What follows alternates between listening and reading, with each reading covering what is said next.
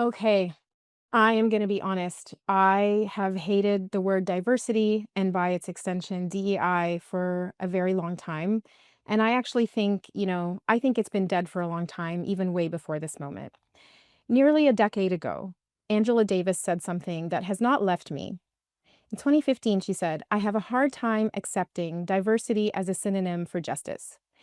Diversity is a corporate strategy. It's a strategy designed to ensure that the institution functions in the same way that it functioned before, except now you have some black faces and brown faces. It's a difference that doesn't make a difference." I can't help but agree with Professor Davis. And nothing has punctured the myth of and failure of DEI and diversity to me than Palestine, and not just in this moment. For 10 years, I was a CBC journalist and producer. And in my decade-long career at the CBC, the only interview of mine that was pulled out of thousands of daily news reports was an interview with a Palestinian journalist who described being attacked by Israeli forces during a reporting assignment in Jerusalem. This is in 2017. Not only did the interview not air, no senior leadership would have a conversation with me about why. There was no editorial conversation. No chance to talk this knee-jerk decision through. Listen, anyone who's worked in news will tell you editorial disagreements and conversations happen often. Sometimes they're tense. I know this because I'd had other editorial disagreements about anti-Black racism, about anti-Indigenous racism. And I didn't have any kind of conversation about what happened in the case of the Palestinian interview. It's worth noting, however, that the closest thing I got to answers as to why this interview did not run was through the fact-checking process when I wrote about this incident for my National Magazine award-winning essay for the Walrus, "Objectivity is a Privilege Afforded to White Journalists." Most damningly, when I quit my CBC job later, 2 years after this incident, sensing I'd hit some kind of wall where I just could not progress beyond the title of acting senior roles, I found out after my departure from somebody on the hiring committee that this interview with the Palestinian journalist had marked me as biased in the eyes of senior leadership, who then blocked me from getting the senior role I applied for. It was a devastating but super clarifying moment. All the work that I'd done over my years at the CBC, which came with awards and accolades, and which I'm very proud of, by the way, could be completely delegitimized due to one interview with a Palestinian, an interview about press freedom, no less, that didn't even go to air.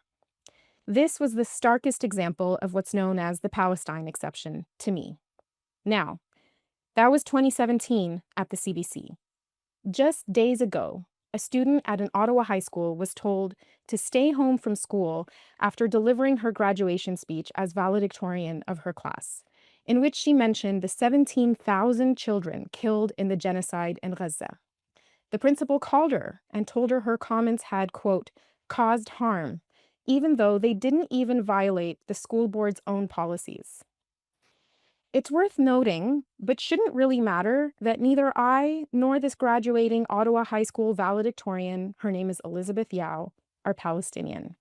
Yet, we are still not immune from the long arm of anti-Palestinian racism. This is the unique and insidious way that anti-Palestinian racism, or APR, can undo protections we have on our employment, our schools, our speech, our press freedom, our civil liberties, if you look to the US, even our immigration status, and not just for Palestinians, who have long known this, but for all of us in society. DEI, till this very moment, has largely failed to address, let alone name, anti-Palestinian racism. I think the time is long past to correct this wrong. I know many people are here because they care about equity, diversity, and inclusion. I'm sure the last time I looked at the number of people in the room, it was over 200. I'm sure there is a lot of influence in this room.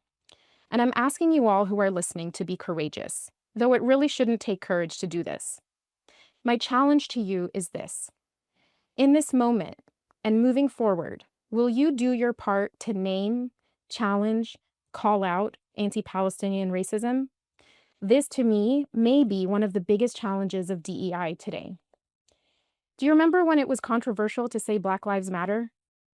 Do you remember the time when women were seen as too emotional to report on stories about their own gender, like, say, the Montreal Massacre? Do you remember a time when LGBT people were afraid to be out at work? This is the reality today for many Palestinian and other Arab communities, many of whom feel and know that in order to make it, they have to hide or minimize their identities, while they simultaneously mourn and grieve for their families in Palestine, in Lebanon, in Iran. We owe them our support. Diversity that does not include and protect the livelihoods, dignity, and experiences of all people, and that's including Palestinian people, Black people, Indigenous people, disabled people, and their allies, is no diversity at all. Thank you.